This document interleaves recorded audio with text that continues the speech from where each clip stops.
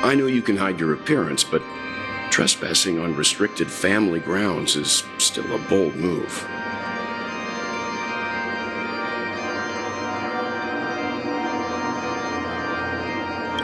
Don't worry, I won't take too much time.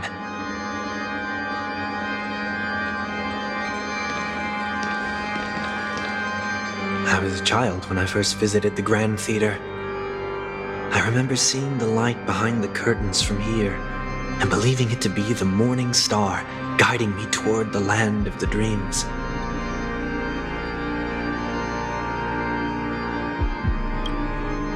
When I returned here many years later as the head of the Oak family, I finally learned that the light was actually a Stellaron.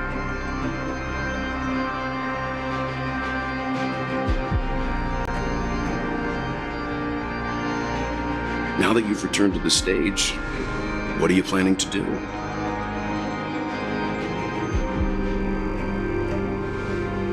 Prepare for my departure. I've always believed that a person's starting point should also be his last stop.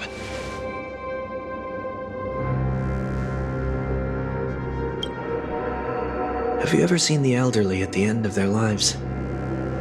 As they welcome their final moments, they invariably raise their hands, stretching their arms into the emptiness. Much like how babies also stretch their arms into the air when they are first born. Humanity flaps their wings twice as they complete their journey. Once when they are born, and once when they die. In order to flap my own wings and soar again.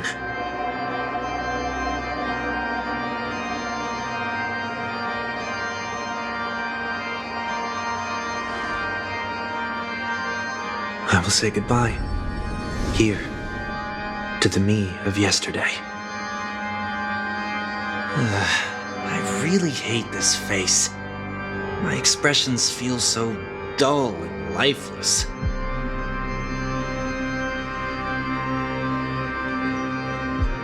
I see. That explains why something always felt off about your appearance.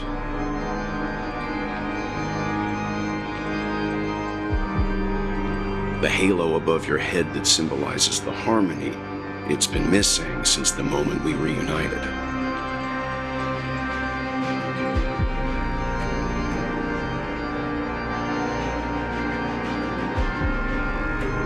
It's true that this ring was bestowed upon our people by the heavens, but that doesn't mean it can't be thrown away.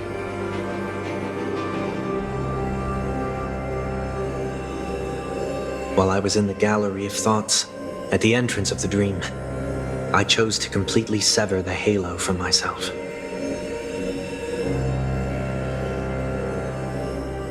Why? I am a fugitive, after all. I must remove any chance of being detected by the family.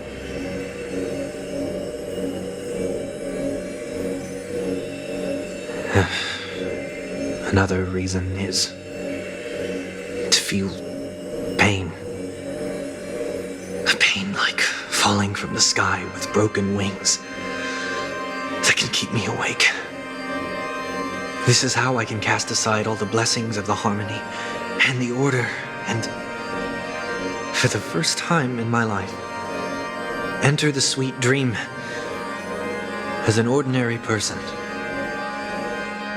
Is that also how Mr. One Week came into this world?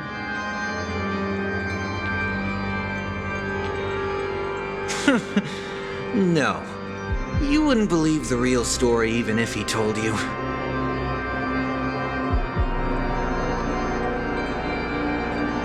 He was born from an accident, one that you're actually quite familiar with. It was that try not to laugh challenge. Quite embarrassing, to be honest.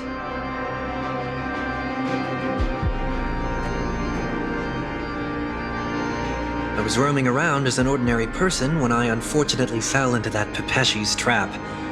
The prank that fragmented Miss Ting-Yun also divided my fragile self into two.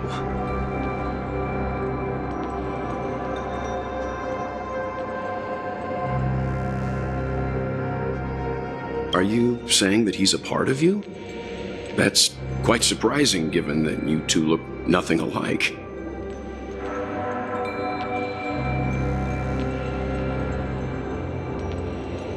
You could say he's another possibility of me.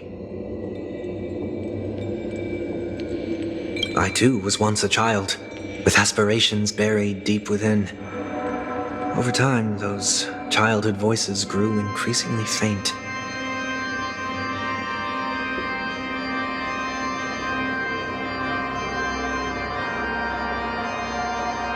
Maybe if I had made a small change in my childhood, I would have turned out to be exactly like him.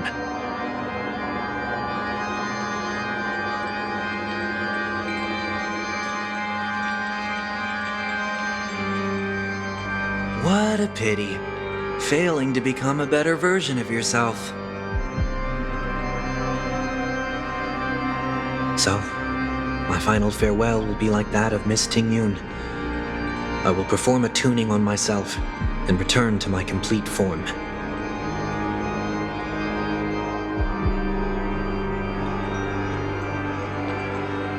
And this also means that 1 week will vanish for good. That's why I said this was the last stop.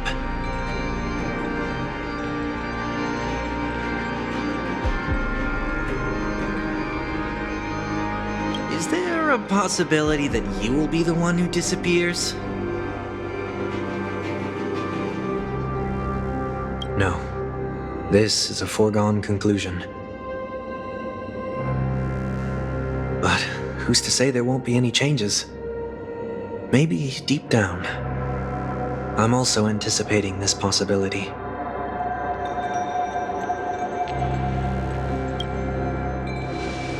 Regardless of the outcome, you will have a witness. I'll be waiting for you in the audience. Much appreciated.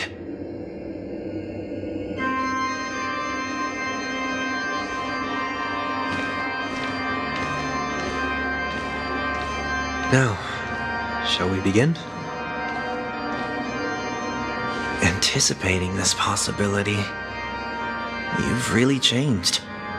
In the past, you wouldn't have tolerated any noise at all.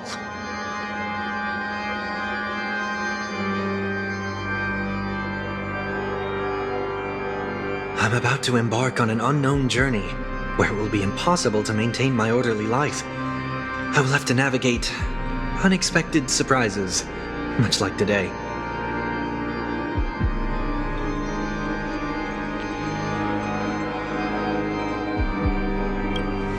You're not ready at all, are you?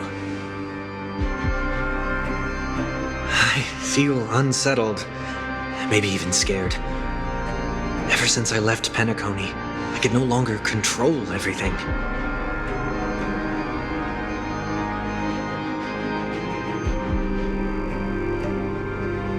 Don't flatter yourself.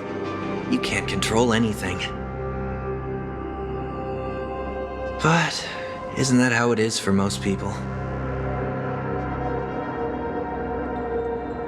My fear of the unknown may be a weakness, but your presence has shown me that surprises aren't always bad.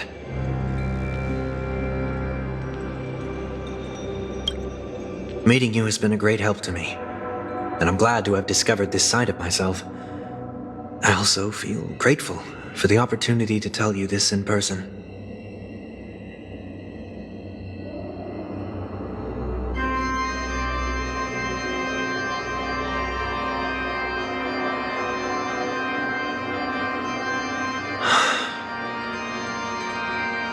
I truly dislike you. What? Are you sure you didn't mean the opposite? I must admit, many of your qualities strike a chord with me. There are times when I want to joke around, freely express my thoughts, or openly share my dislike of a person.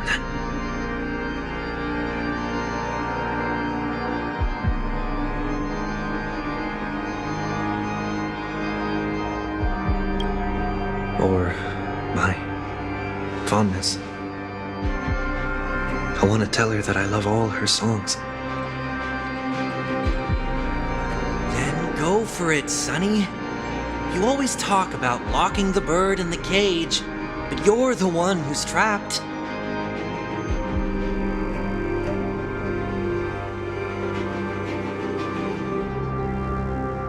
Look at yourself. Besides discipline and hesitation, there's nothing else in your life. If you continue living like a slab of marble, you'll break into pieces when you fall.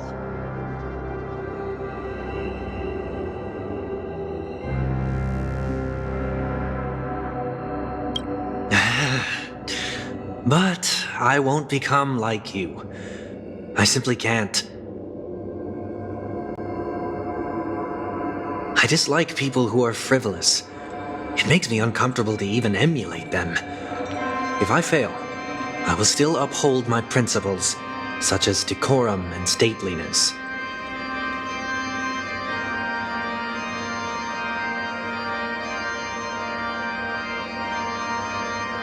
As for the harmony, my stance remains the same. Whether it's you or the paths, if what I once doubted, or even opposed, becomes the force I must rely on in the future,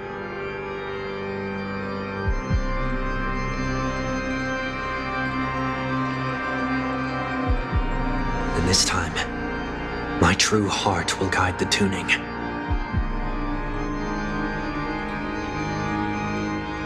I'll leave it to you. What is this? Leaving your fate entirely up to a coin flip? This isn't like you at all. Did you lose your mind after being run over by the Express? Or were you possessed by that IPC gambler?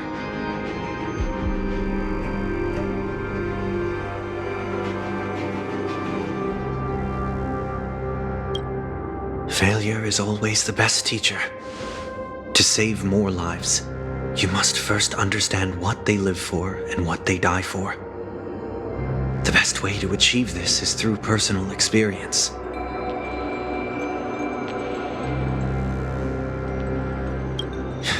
You see? I'm already starting to make changes. Whether it's us merging or one of us disappearing, I'll leave the tuning to fate, and see if I can embrace all that I detest.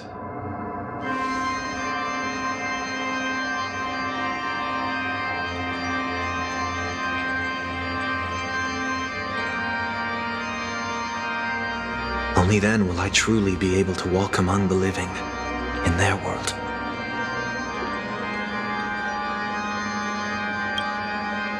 But what if you can't do it? Well, that's out of my hands. It will just prove that I'm still the same person.